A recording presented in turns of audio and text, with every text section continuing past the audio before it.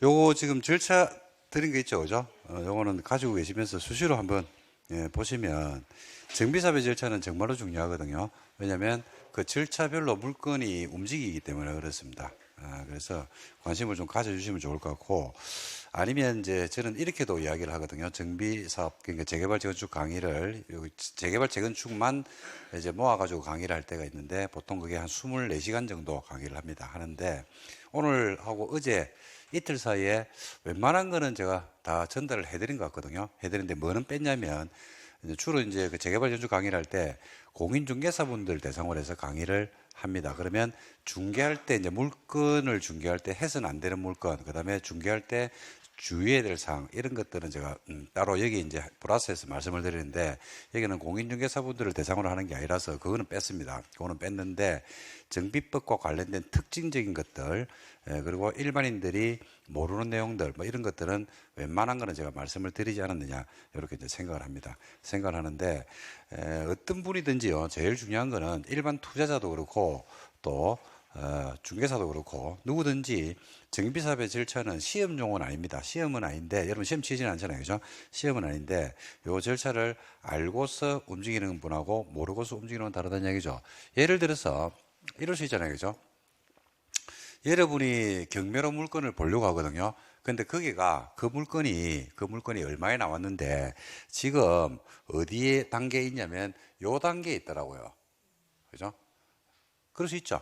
그죠? 요 단계에 있으면 이걸 머릿속에 딱 깨고 있으면 이 단계구나라는 걸 보는 순간에 남은 기간이 10수년이 남았겠네.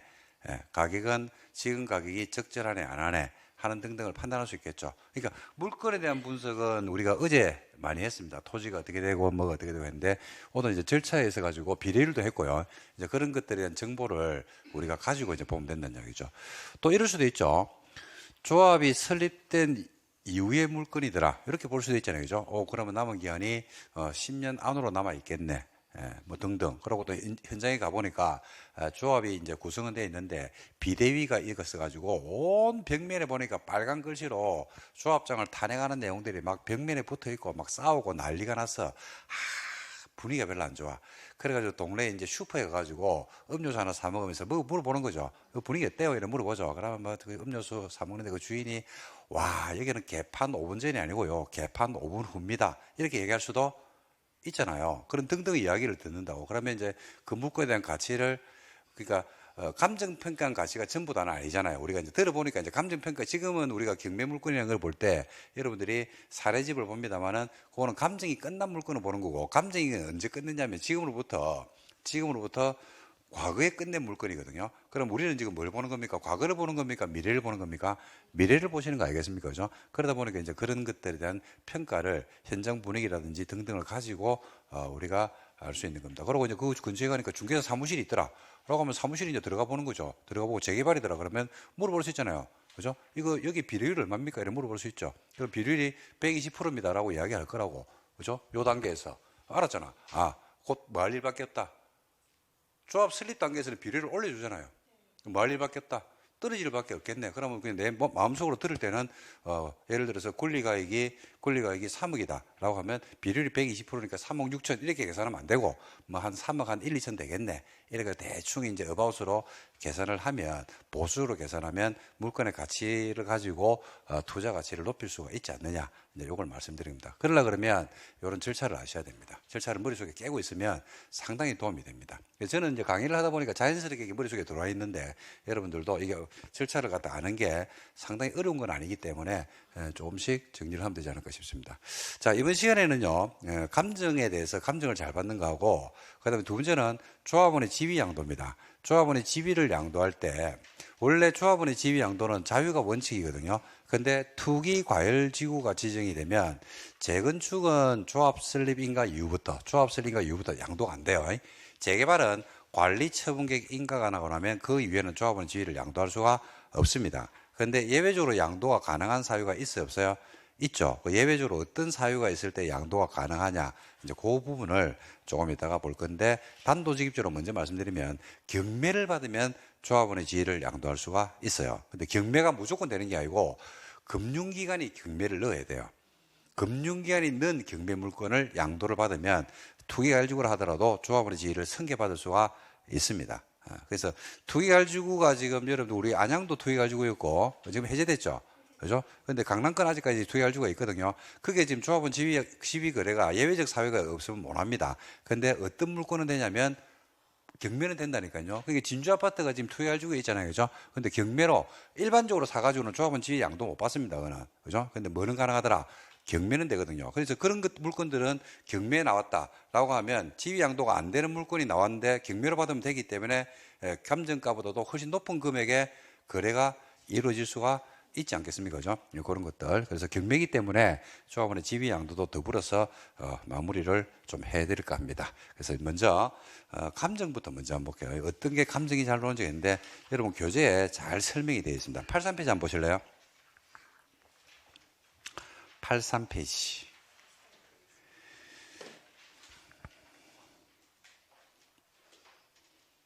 자, 봅시다. 자, 감정가가 높게 나올 물건이 있거든요. 자, 집합 건물입니다. 집합 건물. 집합 건물. 집합 건물이면 예를 들어서 빌라가 있죠. 빌라가 있죠. 아까 말씀드렸을 겁니다. 3층이 있거든요. 3층이니까 3억 8천 나왔어요. 1층이 있거든요. 1층이라고 3억 2천이 나왔어. 그러니까 어유 로얄층이네 라고 해가지고 3층을 경매를 받든지 3층을 매매할 필요가 없다. 두 개는 나중에 감정이 비슷하게 나옵니다. 비슷하게 나옵니다. 똑같이 나오진 않습니다. 비슷하게. 좀 몇백은 차이 나겠죠. 근데 만약에 3억 8천이 아니고 이게 3억 3천에 나왔거든요. 그럼 어디를 받는 게 맞아요? 왜요? 이거는 그 감정가 때문에 이걸 받는 게 아니고 임대를 줘야 되거든. 아직까지. 그러니까 이것도 이제 절차를 해야 돼요. 요 지역에 나와 있는 요 1층, 3층에 나와 있는 곳이 만약에 조합 설립 단계에 있어. 그럼 아직까지 10년이 남았잖아. 그럼 10년 동안 난 뭘 해야 된다는 이야기야? 임대를 줘야 된다는 이야기지. 그럼 1층이 임대가 잘 나갈까요? 3층이 잘 나갈까요? 그래, 3층이 잘 나가겠지. 그래서 3층을 받아가지고 1,000만 원 더 주고 받고요. 그 다음에 1,000만 원 정도 들여가지고 도배장판을 쫙 해가지고 깔끔하게 해놓으면 임대가 더 잘 나가지 않겠습니까? 그러면 안정적으로 가져갈 수가 있다. 그래서 이럴 때는 또 3층을 받는 게 맞겠죠. 그런 이제 그 케이스를 따지면서 보시면 됩니다. 그래서 집합 건물의 경우에는 거래 사례 비교법으로 평가합니다. 공동주택은 여러분 전부 다 거래 사례 비교법입니다.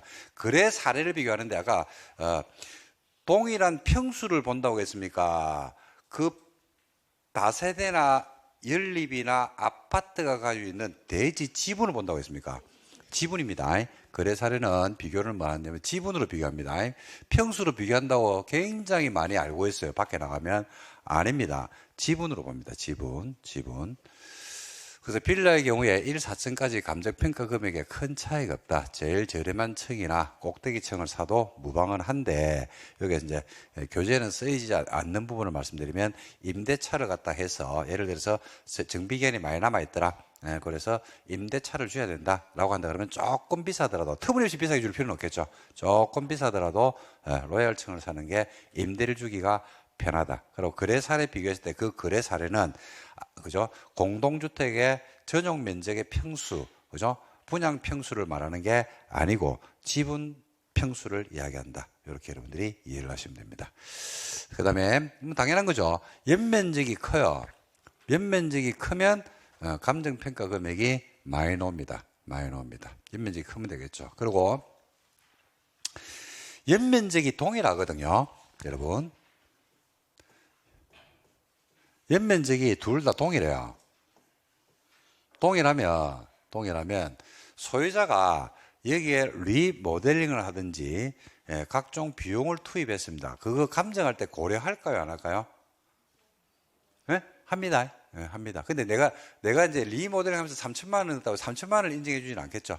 3천만 원 인정해 주지 않는데 리모델링 하지 않는 것보다는 인정을 해 줍니다. 즉, 뭔 말을 하고 싶으냐? 감정이 나온다고 하거든요. 감정이 나온다고 하는데 문 꼭꼭 걸어 잠그고 절대로 우리 집에 오지 마 라고 이야기할 필요가 없고, 두 번째, 감정이 온다고 하는데 청소한 지가 벌써 2달이 됐더라 라고 하면 잘 받을 리가 만무하겠네요. 그렇지 않겠습니까? 감정이 온다 그러면 깔끔하게 좀 청소도 하고 이러면, 그죠? 와가지고 커피도 한 잔 주고, 그 다음에 이야기하면서 이거는 얼마 전에 새 거로 갈은 거고요. 요거는 명품이고요. 요거는 독일제고요. 이런 식으로 이야기하면 가가 믿어 안 믿어? 안 믿지, 안 믿어요.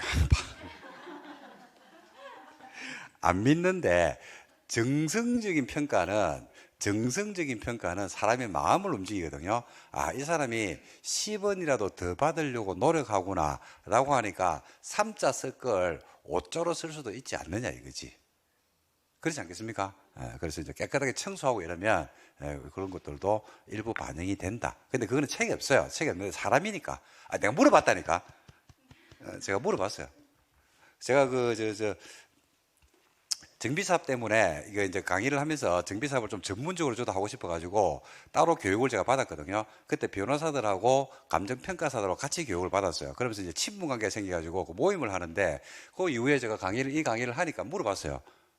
그러니까 이제 책이 없는 걸 이야기를 해주더라고. 저거 하는 이야기, 형님, 실제로 감정을 나가보면 객관적으로 하는데 커피를 타주면서 사정을 하는 사람이 있고, 그냥 문도 안 열어주는 사람도 있고, 그냥 본청 만청하는 사람도 있고, 그 다음에 뒤통수에도 욕하는 사람도 있고, 막 여러 사람이 있는데, 누구한테 잘 주느냐, 잘 준다, 이런 얘기죠. 그래서 이제 아까 그거 말했죠. 요거는 독일제고, 요거는 독일제고, 요거는 제가 지낸 말이 아니고, 그런 경우도 있었다고 하더라고. 그 정성이 얼마나 대단하노 라고 생각이 드니까 숫자를 갖다 3을 쓸 걸 5를 쓰게 되더라 이렇게 이야기를 하더라고요. 그건 당연한 것 같아요, 제가 볼 때는. 그 다음에 면적이 동일하다면 다가구하고, 다가구가 단독이에요, 공동이에요? 참, 다가구는 단독주택입니다. 다가구는 단독입니다, 여러분. 다 가구잖아. 여러 가구가 살잖아.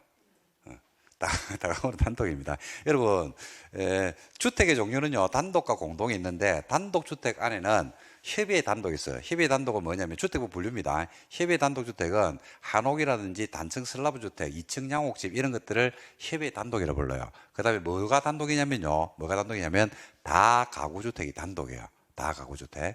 다세대주택은 공동주택입니다. 공동주택의 종류는 다세대, 연립, 아파트, 기숙사, 요게 건축법에서 이야기하는 공동주택입니다. 그래서 다가구는 단독입니다. 단독. 그죠? 그 다가구 주택이 단독주택보다 가치가 높다 했는데, 다가구도 단독, 여기서 말하는 단독은 협의의 단독을 말합니다. 좁은 의미의 단독주택을 말하거든요. 그 왜 그러냐라고 했을 때, 자, 여기 단독이 있거든요.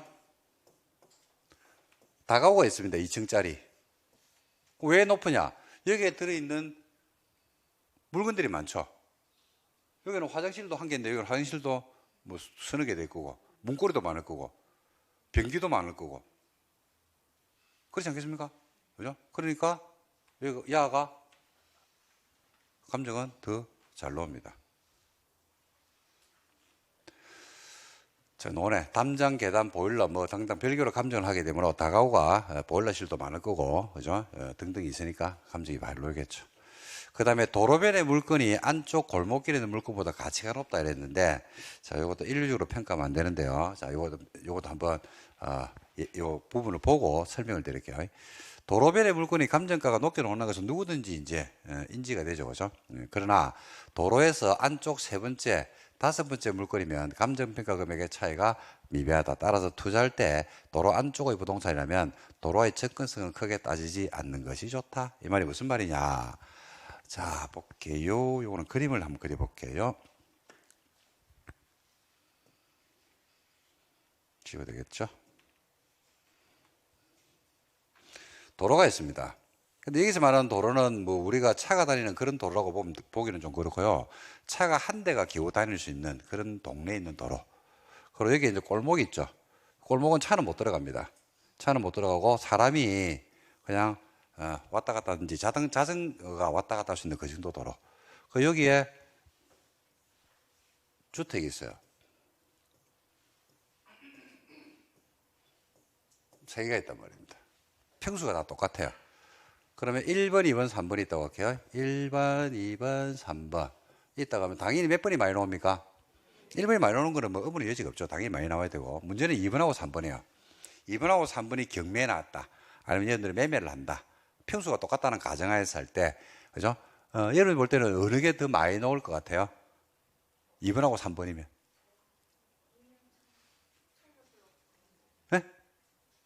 1번이 제일 많이 나오고 2번, 3번 중에서는 그죠? 아무래도 도로가 가까우니까 2번이 좀 많이 나올 것 같지 않습니까? 그런데 실제 감정하면 금액 차이가 없습니다. 같습니다. 이거는. 같이 내줍니다. 같이. 왜 그런지를 물어봤거든요. 감정평가사한테 왈 하는 이야기 들어보세요. 형님, 2번을 많이 주면요. 2번을 많이 주면, 그죠? 3번이 4번보다 또 많이 달라 그러고, 또 4번은 5번보다 많이 달라 그러고, 그래서 한도 끝도 없다고 이야기합니다. 그래서 1번은 많이 주는 것은 아무도 이의를 제기 안 하는데 2번과 3번, 4번, 5번이 있으면 그냥 같이 줘버린답니다. 감정할 때는. 같이 준다는 것은 금액이 완전히 똑같지는 않겠지. 2번을 갖다가 만약에 3억 3,423만 원이 했다 그러면 3번을 갖다가 3억 2,350만 원 이런 식으로 한 몇십만 원 차이는 주는데 거의 큰 금액의 차이는 없다. 뭐 이렇게 말씀을 드렸습니다. 그러니까 물건을 살 때 내가 거주하지 않고 이걸 갖다가 투자 목적으로 내지는 여러분들이 경매를 받는다라고 한다 그러면 그때는 둘 중에서 싼 거 하면 된다. 이걸 말씀을 드리고 싶습니다. 그 다음 모든 조건이 동일하면 주택의 노후화는 감정평가에 당연히 영향을 미치는 것은 당연한 거죠. 뭐 5번은 뭐 의문의 여지가 없고요. 그 다음에 단층 주택보다도 2층 주택이 더 좋죠. 이거 아까 말씀드렸죠. 이거 뭐가 똑같냐면 아까 단독 주택이 있는데 협의 단독이 있는데 다가구가 협의 단독보다는 잘 논다고 했죠. 보일러실도 많고 문고리도 많고 그죠? 그 다음에 화장실도 많고 변기도 많고 그죠? 방도 더 많고 그러니까 당연히 더 잘 나오죠. 똑같아요. 2층 주택이 단층보다는 여러 가지 집기들이 많으니까 더 많이 나오겠죠. 감정평가 전이라면 2층이 단층보다는 더 좋다. 대체로 단층보다는 2층 주택이 구조적 면에서도 나오며 감정평가 시 연면적 부분에서도 1, 2층을 합쳐서 감정평가를 하니까 종전자산 평가액이 많이 나올 수밖에 없다. 이렇게 됐습니다. 공동이 단독보다는 높게 평가된다고 했습니다. 자, 그랬죠? 자, 여러분 공동은 무슨 방법으로 한다고 했습니까? 거래 사례 비교법. 거래 사례를 비교하는 겁니다. 단독은 뭐로 한다고요? 원가법이라는 게 있습니다. 원가법. 그렇죠? 그래서 아까 제가 뭐 실사례를 하나 드렸죠. 빌라 24평짜리 대지집은 12평짜리하고 그다음에 대지 면적이 50. 그죠? 그다음에 건물의 건축 면적이 30평짜리가 있다라고 하면 빌라가 더 많이 나오는 게 아니고 나올 수도 있다. 평가 방법이 다르기 때문에 그렇습니다. 공동주택의 감정평가 방식은 거래사례 비교법을 하기 때문에 일반적으로 원가 방식을 취하는 단독보다는 다소 어떻다 높게 평가될 수도 있다. 이렇게 보시면 되겠습니다. 자, 그리고 반지하 있죠. 반지하. 하나 필기해 놓으실래요? 반지하는 1층의 60에서 70%를 줍니다. 60, 70%. 반지에 하나 적어 놓을래요? 여러분, 무허가 건물 있죠? 무허가 건물. 무허가 건물도 감정할 때 평가해 줄까요? 안 해줄까요? 해줍니다. 무허가. 무허가는 보통 어느 정도 해주냐면요. 600만 원에서 700, 6, 700 정도 이렇게 평가한답니다. 600에서 700 정도. 최소. 그러면 한 1000만 원까지 나오기 평수가 좀 넓으면 조금 더 많이 나오겠죠. 근데 보통 한번 보고 막 무허 건물이 되려면 한 6, 700 정도 금액으로 책정을 해준답니다.